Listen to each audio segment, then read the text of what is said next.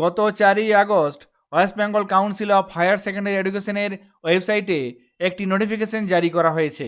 এই নোটিফিকেশনটি হলো important notice regarding registration of class 11 student.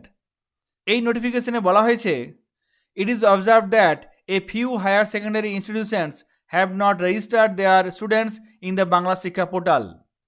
Since the council will fetch the students' record from the Banglar Siksha Portal, it is mandatory to enter students' record in the Banglar Siksha Portal. They are requested to do that within 7 days, that is within 11th August 2023, failing which they will not be able to register their students in the WBCHSE portal. আমরা জানি গত বছর class 11 এর registration online মাধ্যমে হয়েছে।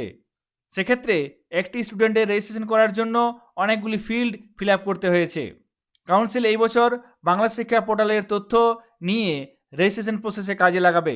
সেই জন্য council জানিয়েছে গত 11/8/2023 তারিখের মধ্যে বাংলা শিক্ষা পোর্টালে ক্লাস 11-এর সমস্ত ছাত্রছাত্রীদের ট্রান্সফার ইন অথবা নিউ আইডি বানিয়ে অ্যাডমিশন সেরে ফেলতে হবে।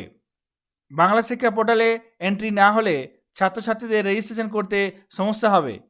সেই জন্য কাউন্সিল প্রত্যেক স্কুলকে 11/8/2023 তারিখের মধ্যে বাংলা শিক্ষা পোর্টালের কাজ সেরে ফেলতে বলেছে।